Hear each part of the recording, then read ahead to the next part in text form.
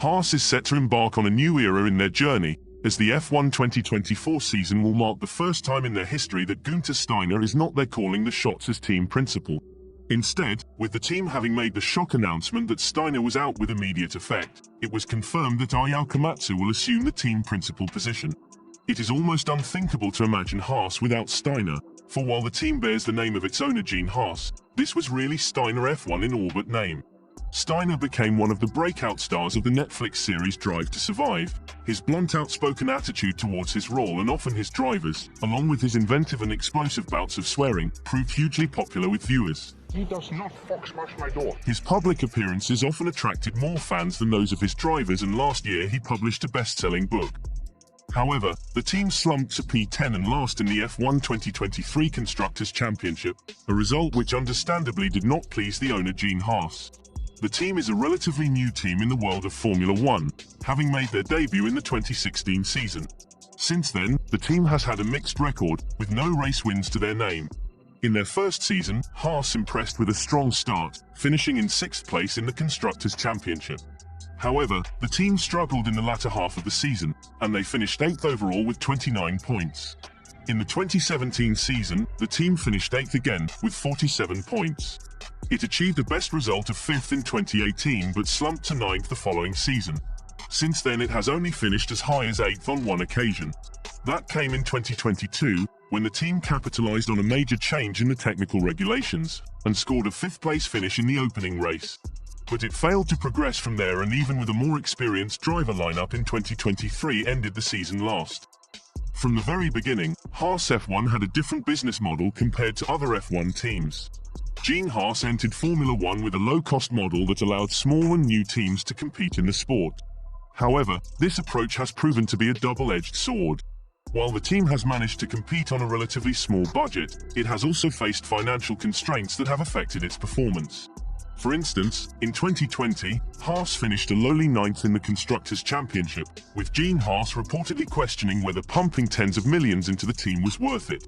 The team has faced a number of challenges since entering Formula One. These include financial constraints, technical issues, and driver lineup changes. While the team has managed to compete on a relatively small budget, they're unlikely to attract a driver of the caliber of, say, Lewis Hamilton, Fernando Alonso, or reigning world champion Max Verstappen. On the eve of the 2024 campaign, Gene Haas made the decision to make a leadership change and brought Steiner's tenure with the team to an end. It came down to performance. Here we are in our 8th year, over 160 races. We have never had a podium. The last couple of years, we've been 10th or 9th. I'm not sitting here saying it's all Guenther's fault, or anything like that, but it just seems like this was an appropriate time to make a change and try a different direction, because it doesn't seem like continuing with what we had is really going to work. In Steiner's place arrives Komatsu, who has been promoted from his Director of Engineering position. Komatsu has also played an integral role in Haas F1 journey to date, having been part of the squad since its debut year in 2016. We looked from within at who had most experience. Komatsu has been with the team since day one. He knows the ins and outs of it. My biggest concern is when we go to Bahrain, we need to show up with a car that is ready to go. Maybe having more of a managerial type and engineering approach, we'll see if that has benefits. I think Guenther had more of a human type approach to everything with people, and the way he interacted with people, he was very good at that. Komatsu is very technical. He looks at things based on statistics. This is what we're doing bad, where can we do better? It's a different approach. We really do need something different, because we weren't really doing that well. Like I said, it all comes down to 8 years in, dead last. Nothing more I can say on that.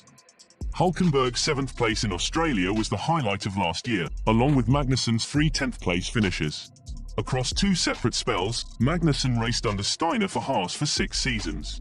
And, in response to the news, paid tribute to his boss with a touching post on social media. Thanks, Guenther. Thanks for taking me on the journey in 2017, and thanks for bringing me on board again in 2022. It has been both fun and tremendously challenging, but never boring. So long and all the best. Teammate Hulkenberg soon followed with a message of his own. The German driver added, "Thanks, Guenther, for your trust, friendship and the opportunity to go racing in F1 again. You're definitely a character. All the best."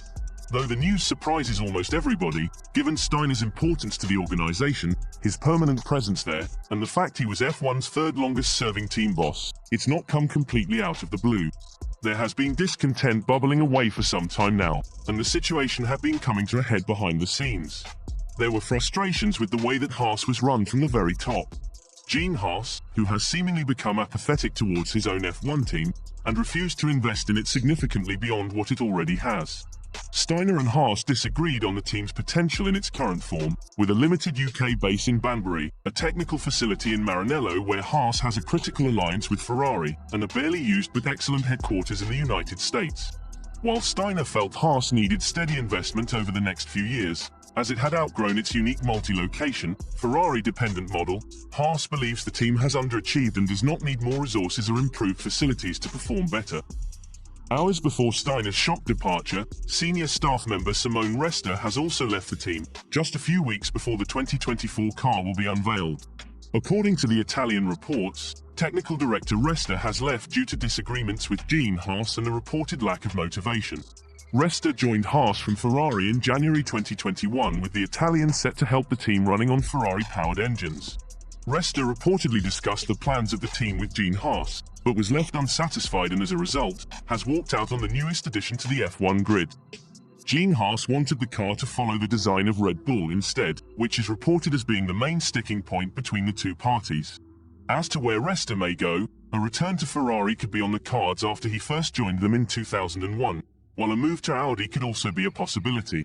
Speaking following the F1 2023 season-ending Abu Dhabi Grand Prix, Magnussen admitted that it has been a tough year for the team. However, he wanted to look at this in a positive way with a view to F1 2024, looking at Haas' woes as character building for a big opportunity to improve in the season ahead. I guess as always, there's many things to be learned when it's this tough, that you wouldn't have learned if it was smooth sailing. It's character building and its strength, you get resilient. We build up resilience to hard times. It's not something I enjoy, I haven't enjoyed this year too much, but there's always another day to fight. Next year is another big opportunity for us. With Haas's rivals all investing heavily, the concern is that this opportunity could just result in a team that should be pushing on stagnating at the back. So far, there's no sign that the management shakeup is going to lead to any change in approach or strategy, and that suggests that Gene Haas is happy for the team simply to be there. He owns the team, so that's his call and therefore he's perfectly entitled to set its strategy. But it's disappointing that having achieved the seemingly impossible by establishing itself in F1, Haas F1 isn't being given the best chance to fulfill its potential, at a time when the opportunity is there to do so with extra investment that might amount only to $50 to $100 million over the next few years. So, what are your thoughts on Steiner being replaced as team principal? Comment your thoughts below and subscribe for more.